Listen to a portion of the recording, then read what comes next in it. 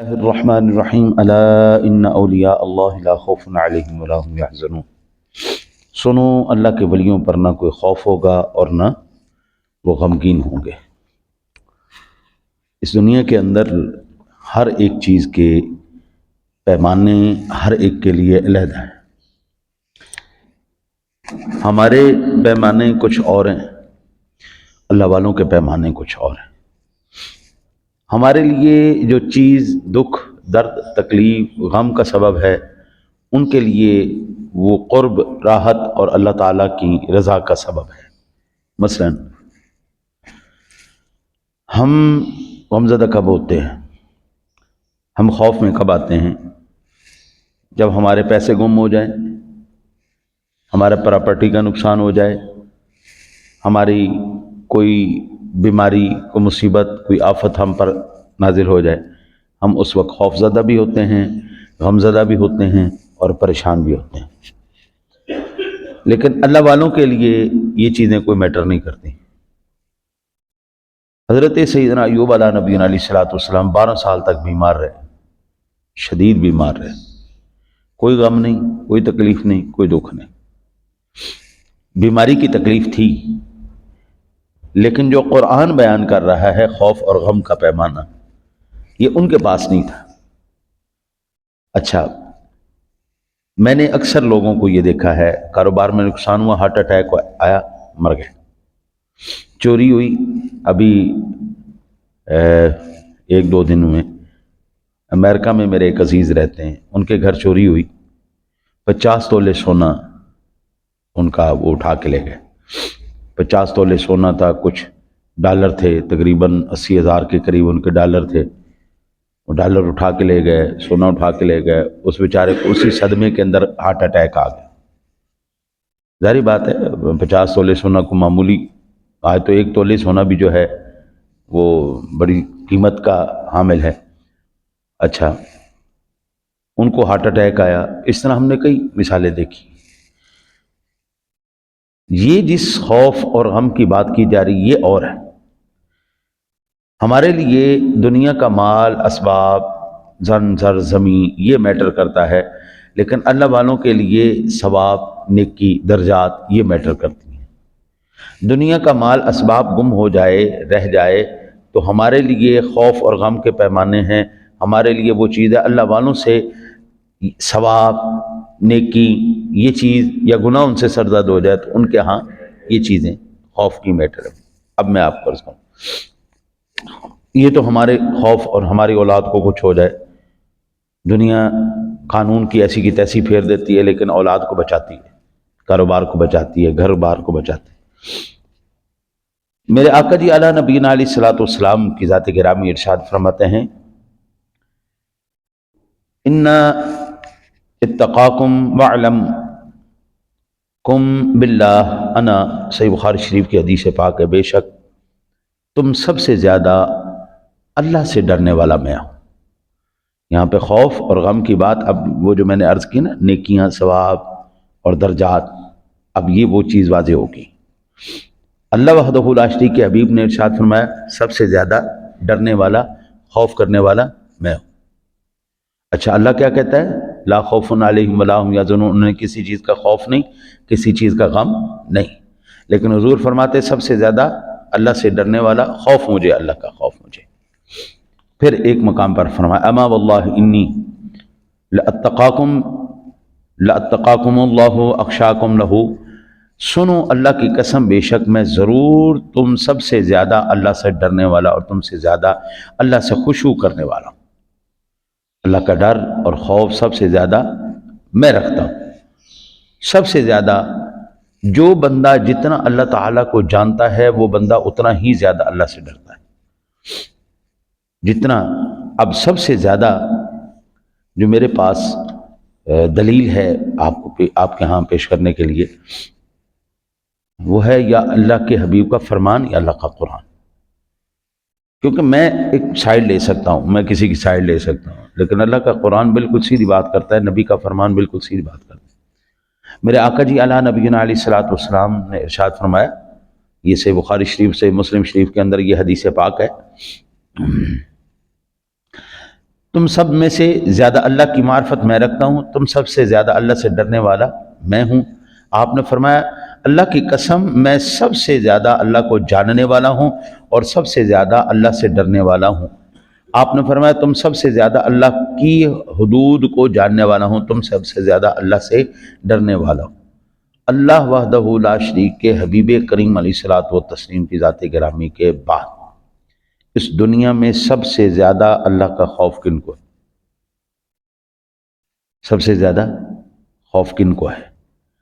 یہ سورہ ہے فاطر، آیا مبارکہ ہے 35۔ ارشاد باری تعالیٰ انما یخشی اللہ من عبادہ العلماء، اللہ کے بندوں میں سے اللہ سے وہی ڈرتے ہیں جو علماء ہیں۔ اب یہ کس نے پیمانہ مقرر کیا؟ اللہ وحدہ لا شریک۔ سب سے زیادہ اس وقت مخالفت کن کی جا رہی ہے؟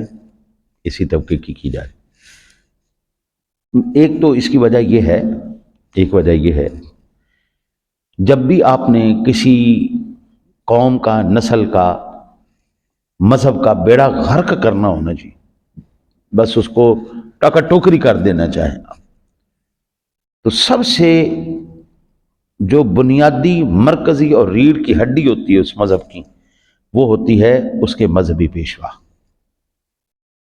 آپ ان کے مذہبی پیشواؤں کو نشانہ بنا لیں، ان کی جو روایات ہیں ان کو نشانہ بنا لیں، بس اس مذہب کا بیڑا غرق خود بخود ختم ہو جائے گا۔ عیسائیت برباد کیوں ہو گئی؟ کبھی آپ ان کے نظریات، ان کے نبی کے بارے میں، ان کے مذہبی پیشواؤں کے بارے میں آپ دیکھیں گے تو آپ حیران ہو جائیں گے کہ ایک جو ہے وہ عام آدمی اس سے بھی کم تر انہوں نے اس کو عزت دی ہوئی ہے۔ معاذ اللہ، جب اللہ معاف کرے جب وہ اپنے نبی کا ذکر کرتے ہیں تو اللہ معاف کرے، اور جب وہ اپنے پیشواؤں کا ذکر کرتے ہیں کوئی ان کی ویلیو نہیں۔ اب ان کا بیڑا غرق تو ہو چکا تھا، یہود کا بیڑا غرق ہو چکا تھا، انہوں نے کہا اب ہم مسلمانوں کا کیسا کریں؟ یہ اب جتنے بھی نئے فتنے اٹھ رہے ہیں، سب سے زیادہ جو نشانے پر لیا جا رہا ہے، اولیاء اللہ کو لیا جا رہا ہے، حضرات صحابہ کو لیا جا رہا ہے، اہل بیت اطہار کو لیا جا رہا ہے، نبی اکرم صلی اللہ علیہ وسلم کی ذات گرامی کے بارے میں گستاخیاں کی جا رہی ہیں، اور جو ہمارے دینی رہنما ہیں ان کے اوپر۔ ابھی آپ یہ دیکھیں کہ 25,000 روپیہ جو دے رہی ہے حکومت، اور پھر یہ بات بھی سامنے آ گئی کہ جو ہم سے پیسے لیں گے پھر وہ ہماری مخالفت تو نہیں کریں گے، ہمارے موافق چلیں گے تو ان کے وظیفے جاری رہیں گے، نہیں لگیں گے تو، یعنی اس طرح خریدنے کی کوشش کی جا رہی۔ اور کتنی غلط رپورٹ انہوں نے دی ہے، میں حیران ہوں۔ چلو میرے جیسا بندہ تحقیق کرے نا جی ان معاملات میں، تو وہ غلط ہو سکتی ہے کہ ہمارے پاس اتنے سورسز نہیں۔ اب حکومت وقت کیا کہہ رہی ہے جی؟ پورے پنجاب کے اندر 80,000 مساجد ہیں جی، اور 80,000 مساجد میں سے 70,000 مساجد کے ائمہ کو ہم نے وظیفہ جاری کر دیا۔ اب یہ حکومت وقت جو ہے اپنی نااہلی کا اور لا علمی کا، بلکہ جہالت ہی کہوں گا، جہالت کا ثبوت اس طرح دے رہی ہے کہ پنجاب کے اندر 6 لاکھ مساجد ہیں۔ پنجاب کے اندر 80,000 مساجد نہیں ہیں، پنجاب میں اس وقت 6 لاکھ مساجد موجود ہیں۔ ان میں سے 70,000 کو آپ وظیفہ دے کے کہتے ہیں کہ ہم نے 90% سے بھی زیادہ، بھائی 80,000 میں سے 70 آپ نے دے دیا تو 80% سے زیادہ ہو گیا جی، یعنی آپ نے 90% سے زیادہ مساجد کو آپ نے خرید لیا ہے۔ اب ظاہری بات ہے وہاں سے کوئی نہیں بول سکتا، وہاں سے کوئی بات نہیں کر سکتا۔ اب دیکھو کہ وہ بھی یہ جانتے ہیں کہ اگر ہمیں اپنی بقا اور اپنا وجود برقرار رکھنا ہے تو ہمیں یہاں پہ حملہ کرنا پڑے گا۔ میرے سنی مسلمان بھائیوں کو جنہوں نے حضور سرور دو عالم صلی اللہ علیہ وسلم کی ناموس کی خاطر آواز کو بلند کیا، 20,000 سے زیادہ بندہ جیلوں کے اندر بند ہے، کئی خوف سے غائب ہیں، منظر عام پہ نہیں آ رہے، کئی گھر تباہ ہو گئے، برباد ہو گئے، ختم ہو گئے۔ مساجد چھوٹ گئیں، سارا معاملات ختم ہو گئے۔ اب ایمان سے بتائیے، ادھر جو بولے ان کی زبان بندی، ادھر پہلے ہی دیکھیں نا جی، ہمارے پنجابی کے اندر مثال ہے، کھائے پیٹ شرمائے آنکھ۔ آپ نے کسی بندے کی زبان بند کرنی ہے نا، تو آپ پریشر سے نہیں کر سکتے، آپ دہشت سے نہیں کر سکتے، آپ کسی اور، آپ صرف اس کی خدمت کرنا شروع کریں۔ یہ سبق میرے والد گرامی رحمۃ اللہ تعالی علیہ نے مجھے دیا۔ اور ایک دفعہ میں نے نا جی، میرے چچا جان اللہ تعالیٰ ان کی قبر پر رحمت نازل فرمائے اور ان کی مغفرت فرمائے، میں نے ان سے عرض کی کہ فلاں بندہ آپ کے خلاف بہت بکواس کرتا ہے۔ انہوں نے کہا اچھا چلو ٹھیک ہے، اب میں علاج کرتا ہوں اس کا، یہ آئندہ کی بات نہیں بولے گا۔ اچھا، وہ کوئی 5 6 7 مہینے گزرے، میں دوبارہ ملا اسی بندے سے، اوئے ہوئے ہوئے اس سے زیادہ تعریف کرنے والا کوئی نہیں تھا۔ اچھا یکدم یہ تبدیلی دیکھے نا جی، میں بڑا حیران ہوا۔ میں نے فون کیا، میں نے کہا چچا جی آپ یہ بتائیں، آپ نے کوئی دھمکی دی ہے، کوئی ڈرایا دھمکایا ہے، یا کوئی پریشر، کوئی ایسا کیا آپ نے، کون سی ایسی گدڑ سنگھی اس کو سنگھا دی؟ میں نے کہا بیٹا کوئی مسئلہ، کوئی جو ہے نا جی میں نے نہیں کیا، بس 10,000 روپیہ ماہانہ میں اس کی بارگاہ میں پیش کر دیتا، 10,000 روپیہ ماہانہ میں اس کو کہہ دیتا ہوں یہ آپ کے لیے گفٹ ہے، اب بس آپ یہ استعمال۔ لو جی، وہ 10,000 نے کمال ایسا دکھایا کہ یکدم ساری جو ہے نا جی دنیا ہی تبدیل ہو گئی۔ ایک طرف وہ بندہ جو سب سے زیادہ مخالف تھا، گلم گلوچ کر رہا تھا، وہی بندہ نہیں یار، وہ بندہ بڑا کمال ہے یار، بڑا۔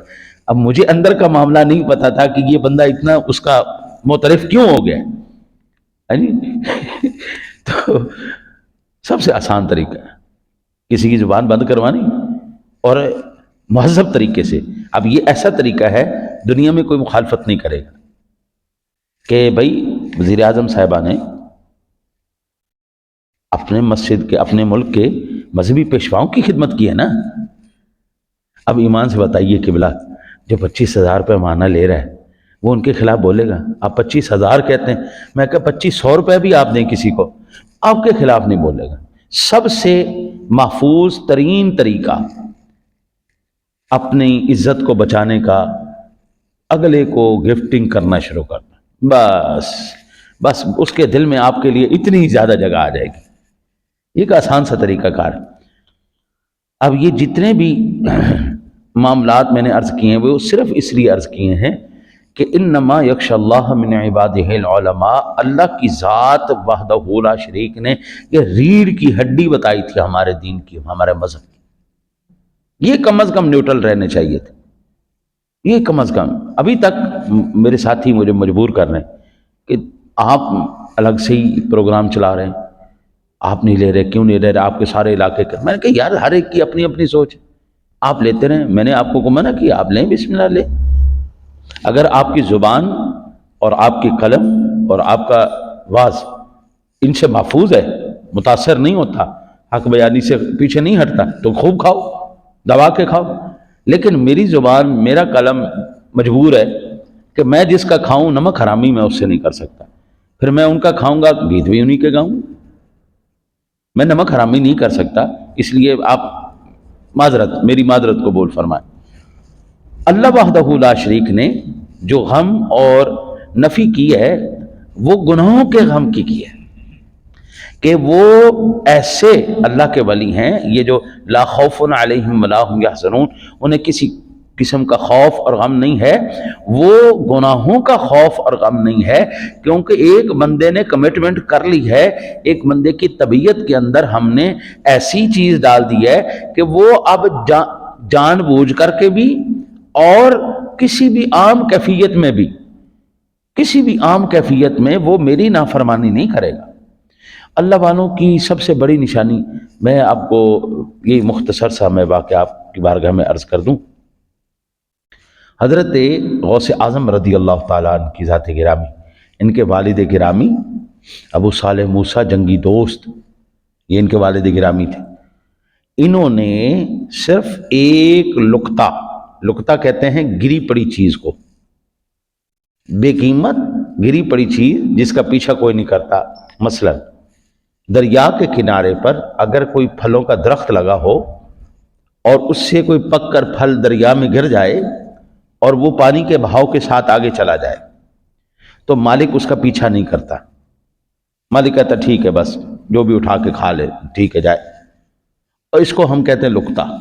ایسی گری پڑی چیز اور جس کا مالک پیچھا نہ کرے، جس سے اس کو فرق نہ پڑتا ہو، انہوں نے وہ سیب کا درخت تھا، سیب پکا اور وہ پانی کے اندر گرا دریا کے کنارے پر، تو انہوں نے آگے جا کر، بھوک بھی لگی ہوئی تھی، روزہ بھی افطار کرنا تھا، وہ سیب اٹھایا اور اٹھا کر کے انہوں نے کھا لیا، نماز ادا کی۔ مغرب کے بعد پھر ذہن میں آیا کہ یار میں نے آج تک زندگی میں حرام نہیں کھایا، آج تک میں نے زندگی میں کبھی بھی ایسا مشکوک نہیں کھایا، یہ زندگی میں پہلی مرتبہ میرے سے خطا سرزد ہو گئی، حالانکہ شرعاً اس پر پکڑ نہیں تھی، لیکن وہ چلے دریا کے بہاؤ کی مخالف سمت، جدھر سے وہ آ رہا تھا اس سمت گئے، اور آپ نے دیکھا ایک درخت کی شاخیں پانی دریا کے اس کے ساتھ جھول رہی ہیں، ہے نا، پانی کے ساتھ لگ رہی، تو وہیں سے وہ سیب گرا۔ آپ نے ان کو تلاش کیا جو اس باغ کے مالک تھے، یہ حضرت ابو صالح موسیٰ جنگی دوست کے سسر جان بعد میں بنے، عبداللہ سمعی رحمۃ اللہ تعالی علیہ، یہ ان کا باغ تھا، یہ بھی اللہ کے ولی تھے۔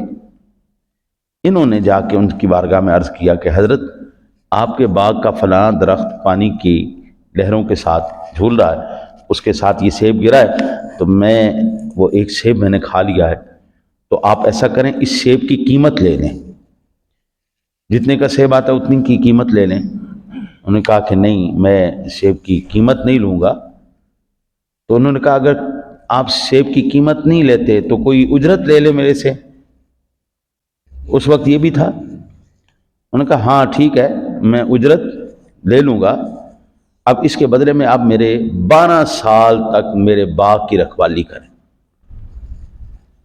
اب ہمارے جیسا ہوتا